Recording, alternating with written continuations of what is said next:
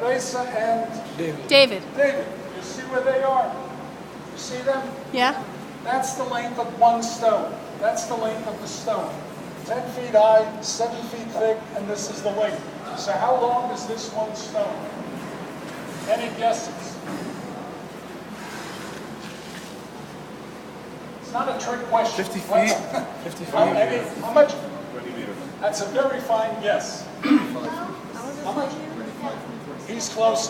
The answer is, you all come back now. Thank you very much. A big hand for our helpers. The stone is 13.6 meters, or just over 45 feet long.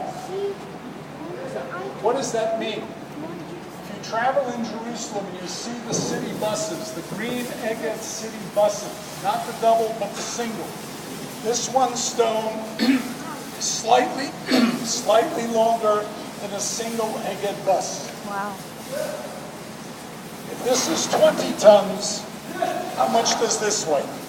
An awful lot. You know, the best guess we have on this one stone is 570 to 600 tons. What does that mean? Anybody ever flown on a Boeing 747 jumbo jet? Yes, the big jumbo jets. Excuse me. This one stone weighs 1.5 jumbo jets. Wow. If you know the 767 Boeings, the smaller, it's 3 of them. And if you know the African elephants with the what do they call it? The ivory and the whole thing, it's anywhere between 100 to 110 of them. It's enormous. I would say huge, but I won't. But it's a very, very big stone. Now, how did they get it here? How did they move it? Because it's not only here, it's up 20 feet up above the ground. So how did they get it here?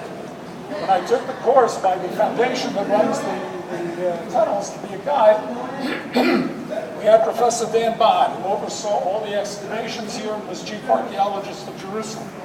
We said to him, Dan, how did they move the stone? And he looked at us and smiled and he said, very, very carefully, while they will watch you down for their fingers. The answer is we don't know how it was moved. People tell me aliens came and did it. I can't tell you that. I don't know how it was moved. Nobody knows how it was moved. When the Western Wall was built, there were 45 layers of stone. There was no concrete, there was no cement, there's no sticky stuff.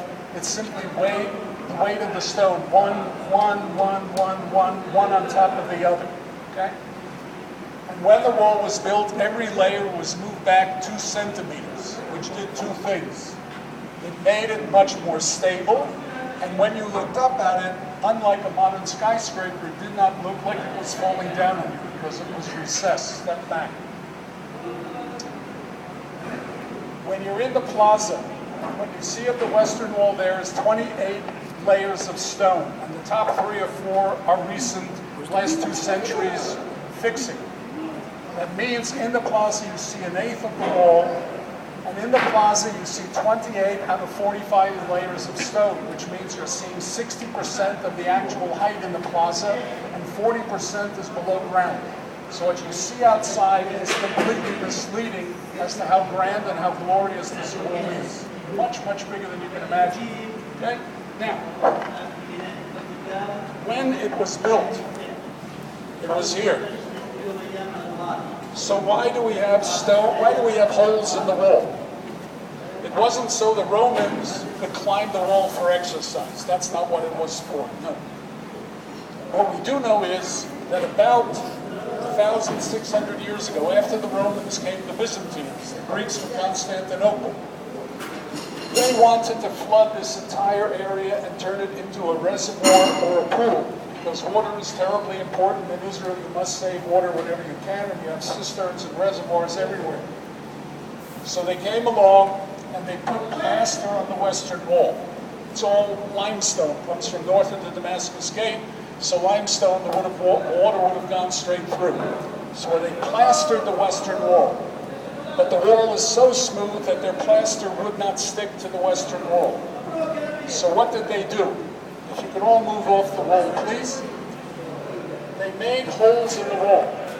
And And if you look, they put in rods or pieces of stone like this. Yes, you see it? Mm-hmm. And what they did, like a huge Lego set, they built a wall in front of the wall, from 20 feet down up to here, this whole length. So they built a wall in front of the wall. And the new wall is much, much rougher.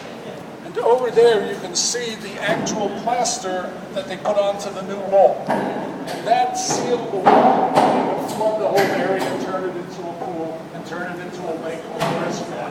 So that's what you see here. That's why you have these strange holes and these funny pieces of stones. Wait, there was a lake here?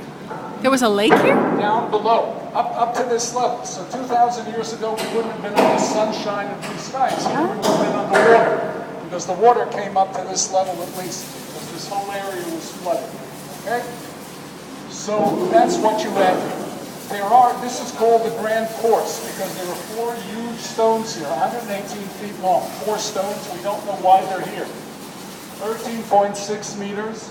The next one is 2 meters. There's then a 12-meter stone, which we think weighs 400 tons, and then an 8-meter stone. Why they're here, we don't know. They're here. That's it. These are the only huge stones? What? The huge stones are only here or These are the largest that have been found.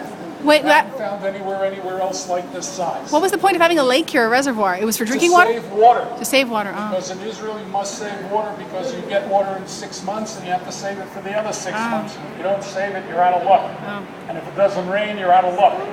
So you need water.